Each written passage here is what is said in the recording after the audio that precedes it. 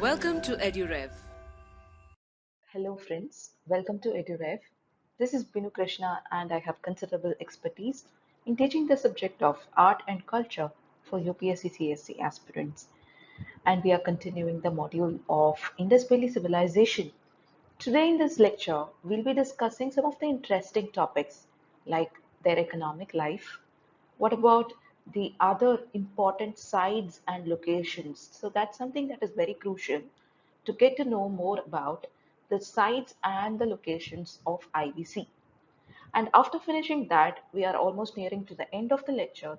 We'll be dealing with the topic of what about the legacy and continuity of IVC in present day world. Do we still see the symptoms, the realms left behind by the IVC people in today's world? Are we still experiencing a continuity of culture in today's world? So that's the three important things. And towards the very end of the lecture, we will also be having some of the important practice questions. So let us quickly go through the lecture for the day. So first thing is, what are the important economic activities? So you have the three subdivisions: primary activity, secondary activity, and tertiary activity. With primary activity mainly focused upon agriculture, animal husbandry. What sort of crops are grown in agriculture? We have already seen in the previous modules. So let us quickly go through it. Wheat and barley, that's one of the major staple food crops. Cotton was the main crop for fabric. And apart from this, this cotton was also called as Sindon by Greeks, as it is mainly grown in this Sindh region. After that, animal husbandry, domestication of many animals have been known, especially take a note of elephant. That domestication of elephant is also very clearly mentioned. Use of horse was not fully established. Remember, this point is very crucial. Use of horse was not firmly established. Harappan culture was not horse-centered, but remains of horse was found at Surkotada in Gujarat.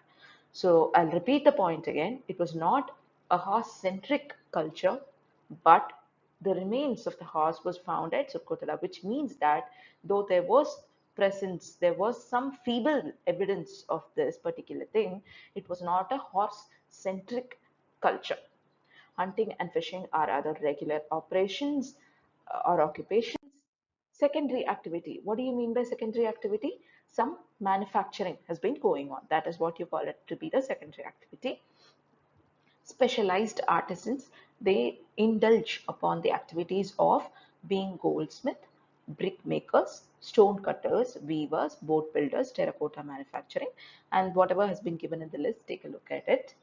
And certain bead manufacturing, seal manufacturing, they manufacture bronze sculptures. So these come under the secondary activity because all of it comes under manufacturing or production of a certain good or a commodity. And when you talk about the transportation system, that has also been in existence, and you come to know of it because of the various seals that you find during that point of time. Like, for example, you find seals and terracotta models which reveal the usage of bullock carts, which reveal the usage of ship, which means that even the construction or manufacturing of bullock carts of ships have been going on at that point of time. Coming to tertiary activity, this has got to do with your trade and commerce. So foreign trade was mainly conducted with Mesopotamia, Iran, and Afghanistan. And especially evidence has been found with regard to the Sumerian people trade and commerce. There is much evidence to prove the links of between Indus and the Sumerian people. Not just that, the raw materials that has been used in the production of goods which is produced in IVC sites, the raw material have been sourced from many areas, and there are some evidences to prove that this particular metal has been sourced from this particular region. Like, for example, chemical analysis shows that Omani copper and certain Harappan articrafts, they seem to have traces of nickel. So there is a common metal of nickel. So when you actually chemically analyze them, there is a similarity. Just remember that. And moving forwards, this is all about the trade activity, which is the uh, tertiary activity. Then we read about secondary, we read about primary activity also. Now let us move on to something else, which is what about the other civilizations that was existing during that point of time? So in all of the world civilizations, there was one common feature, which is all of them originated near the river sources. So for example, you have the Egyptian civilization that originated on river Nile, Mesopotamian on river Tigris, Euphrates. You have Chinese on river Yangtze. So similarly, we have this IVC on Indus River and its branches. Now, Mesopotamian text, it talks of three intermediate trading stations. Take a look at the map that we have here. The first thing is Dilmun, which probably refers to Bahrain on Persian Gulf. Then we have Makan or Makan, which probably refers to the Makran coast in Oman. And finally, Meluha.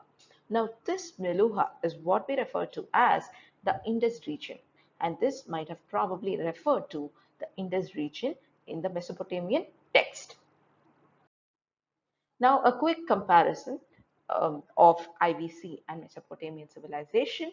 Now, IVC probably seem to have been having a tendency of matriarchal society, whereas this Mesopotamian civilization owns a lineage of patriarchal culture, because there seems to be men being far more powerful than women. And the second point is that there was no special places of worship. That is important. There was no special places of worship, as in people did not involve themselves in the construction of a temples. Temples was not exquisitely built in your Indus Valley civilization. Whereas in the case of Mesopotamians, they were known for temple worship. Not just that, polytheism, it was present in both the cultures. Polytheism was present amongst the Mesopotamians, and from evidences such as seals, statues, it indicates that Indus Valley might also be having a polytheistic religion. And then theory of kingship or a ruler class has not been properly proved for Indus Valley. We always say that it might have been a theocracy, it might have been an oligarchy. It might have been ruled by a set of people who might be aristocrats, who might be the priestly class, who might be from the religious set, who might be kings. So there is not a definitive trend as to who has ruled this particular place. But there is a centralizing authority. Who's that authority? We do not know for sure. And when you take about this Mesopotamian civilization, it was definitely ruled by a priest king who was considered to be divine. That king, he solved disputes. He had his own administration to handle. He also led an army.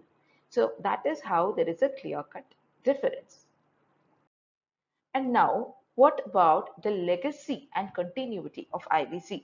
Now, this is something that I consider very, very important, because when you learn a topic, you need to know what is the relevance of that topic in the present day world. Because UPSC always tries to link the subject to the present dynamic affairs.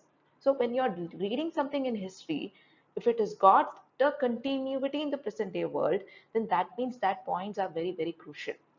Remember this particular information, that continuity of IVC has got some very important significance when you're talking of UPSC CSE examination. So yes, some points are given here. We are dividing it into three parts. The first thing is, what is its relevance in social sphere? What is its relevance in economic sphere? What is its relevance in religious sphere? First of all, in social sphere. Matriarchy is still present in societies of Kerala and Meghalaya. Some tribes of the Meghalayan community in the northeast, they do follow the practice of matriarchy. So we say that IVC is a matriarchal society. Similarly, there are some emerging trends, or you can say there are some trends which are being practiced in some states which resemble the legacy and continuity of IVC. This is how you should interpret. Look at the second point, Town planning. That is something that is a very exquisite and a unique character of IVC. Now, it is said that this same town planning is evident in the present day world in the form of municipal systems. Construction of houses with bricks, with standardized bricks, with underground drainage system, that has also been part of the present day world, which we have borrowed from IVC, or the trend of it, which we have been seeing the trend of it since the ages of Indus Valley Civilization. And Vastu Shastra has also got its importance, has become the basis. Vastu Shastra has got its base from IVC house construction. Consumption of food products, either you're vegetarian or non-vegetarian, is still being followed today. Now, these are some of the traits which shows the similarity. Understand that crucial link. It shows that there is a link or that there is a similarity between the IVC and the present day world, that there is a fine thread which is connecting IVC and the present day world. Hobbies like dancing, boating, racing are still being pursued by the people of the day. Bangles or earrings are still the same structure. So these are in social sphere, we do have a common feature. And then in the economic sphere, they are said to be the pioneers in international trade. A lot of seals show that the practice of shipbuilding has existed during that point of time. Tradition of tilling the soil and irrigation has been followed even till today. And the became basic unit of measurement which was present during the IVC time, it became the basic unit of Indian rupee also, because this 16 annas, it is present in the Indian culture. Similarly, you have 16 or the multiples of 16 being the basic source of measurement in IVC. So there is some sort of continuity, right? And then we are moving on to religious fear. So, yes, let us continue here. Legacy continuity is more profound in religion and the belief systems of India, because this is something which we have not changed at all. Like the social sphere, economic sphere have modernized. We have modernized a lot. But in religion, more or less, we are sticking to the same thing. What sort of continuity? Let us try to analyze it. Concept of mother goddess has later went on to create what is known as Bhaktism or the Shakti cult. The Shakti cult, the worship of the feminine form of divinity, has got its origin from the IVC. So there is one similarity that we see, yes. And the next thing, bull worship is identified to be synonymous with Nandi of Hinduism, of contemporary Hinduism, and Pashupati is worshipped as Shiva, and decorating animals, worshipping those animals, worshipping stones, worshipping trees, your peepal tree, for example. So these are still a very living practice. We worship many of the gods in the form of stone sculptures. We still do have many of the Naga worship, yakshas. So these are some things probably which had some similarity with your IVC. So there is one continuing thread. The points given here are very less in number. You can expand it even further. Like people believed in afterlife. That is one another superstition that we are still believing, right? Afterlife. And there was a tendency that they believed in ghost, supernaturals. That is also being practiced. And they wore amulets to ward off evil spirits. That also we do till the day. We wear certain threads, we wear certain sacred threads, sacred metallic objects to ward off evil spirits. So that is also being practiced. So this religion, in terms of the afterlife, in terms of the belief in evil spirits or belief in ghost, in the wearing of amulets, there is so much of similarity. Let's move forward. Yes, we are moving to another topic, which is IVC sites and their significance. So why should we learn it? Because there have been questions with regard to some of the important IVC sites. So let us quickly go through them. The first site is Mohenjo-daro in Pakistan. So one of the better preserved sites, and we have very famous sites like Great Bath, Great Granary, and we also have the sculpture of bearded priest, sculpture of the dancing girl discovered from Mohenjo-daro. Harappa, yes, mother goddess figure, that's one thing. Stone symbol of lingam. Now, remember this mother goddess figure has also been found in many other places also. And sculpture of dog chasing a deer in bronze metal, and this male torso statue. Remember in the last class we talked about the sandstone statue, and these are some of the important sites. And remember, when you try to remember the site, try to also remember the present day location of it and the very important significance, like 1 or 2 points. That alone you try to remember. And then we are moving on to Lothal in Gujarat. This is said to be one of the important trading stations. It has the dockyard, my dear friends. It has the dockyard. So they use the tidal system to take advantage to move from the rivers towards the sea. And it is called as the Manchester of Indus Valley Civilization. And when you talk about Dholavira, you have to talk about the unique water harnessing system, because there you have some dams, some embankments. Irrigation has been possible for agriculture with the help of these water harnessing systems. And there was also this inscription that containing 10 large-sized symbols, which like an advertising board, that was also deciphered from Dholavira. And there was a discovery of large water reservoirs. So when you try to remember Dholavira, try to remember water harnessing system. But do not confuse the points between Dholavira and Lothal. What is present in Lothal is a dockyard. What is present in Dholavira is a water harnessing system. Even now, when you're trying to write an essay about water harnessing system, if you observe the Hindu paper, you will still see that there is a mention of Dholavira in one point or the other. Just like how they mention the traditional water harnessing systems of Nalas and so on, they try to put an example of Dholavira also in many of the contemporary news articles. And Raki Garhi, yes, that is the largest site of IVC. And when you talk about Kalibangan, Kalibangan literally means black bangles, owing to the discovery of a number of terracotta black bangles at the site. And you also have toy carts, bones of camels, and fortified settlements, and so on. But another important thing with Kalibangan is there is an evidence of earliest evidence of plowed field has been found from Kalibangan, so that is important.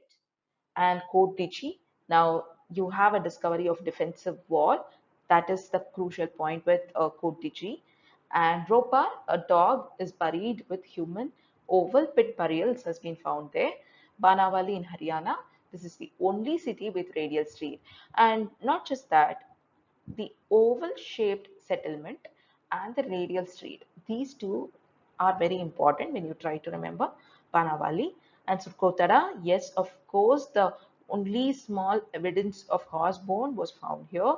And Chanhudar was famous for the bead making factory and the only city without a citadel. And then, yes, Balakot in Pakistan, it is a coastal site, Daimabad in Maharashtra, and Amri in Pakistan. Yes, that's crucial. Actual remains of a rhinoceros. So these are some of the important sites.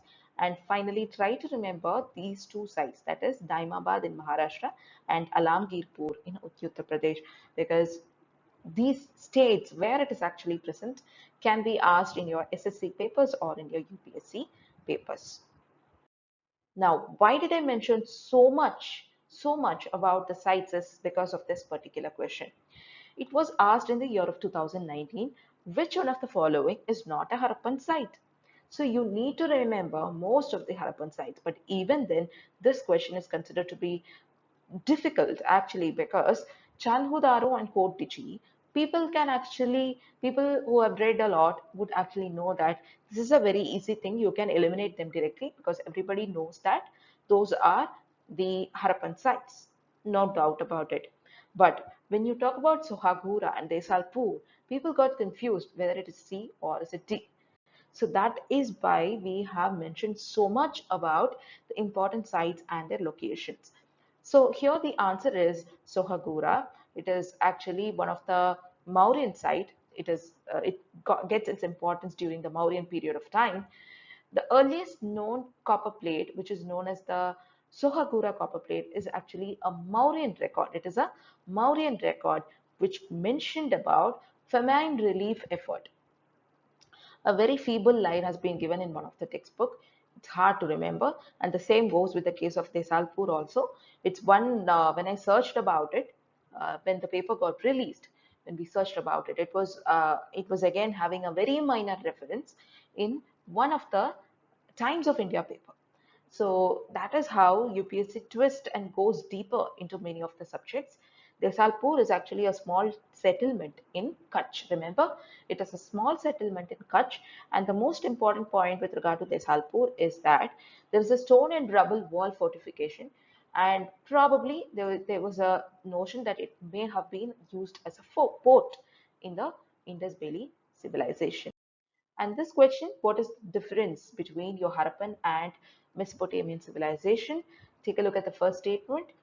IVC being a matriarchal society, whereas Mesopotamian being a patriarchal society. So this is perfectly correct. And look at the word says it seems to be, so they are not very sure of it. The word says they seem to be, so that is why we can definitely say that it is a correct statement. And both civilizations had a special place for worship, but rituals were more prominent in Mesopotamian civilization. Now, did both the civilization have a special place for worship? That's not correct, because we in Indus Valley civilization, there was not much of an importance given for temple construction. So here the first statement only is correct. So which of the above are correct? Only one seems to be the correct answer. Now here, which of the following archaeological discoveries are correct with regard to the Harappan site of Dholavira? So there is a unique water harnessing system, correct, dams and embankments, inscription containing 10 large size signs, we just now read about this particular thing, existence of dockyard. Remember, dockyard was found in Lothal and not in Dholavira. So here the correct answer is actually 1 and 2. So discovery of large water reservoirs, which is built out of stone, and there is a unique water harnessing system. We read about the inscription that contained 10 large-sized signs, which is like an advertising board, but the dockyard was found in Lothal and not in Dholavira. So with that, we are concluding the lecture for the day. So stay with us for getting to know more of art and culture lectures, and follow the EduRev Infinity platform, where we have more than 10,000 plus questions, 2,000 plus documents, and a lot of video lectures to get to know more about UPSC CSE exams. Thank you so much and have a very nice day.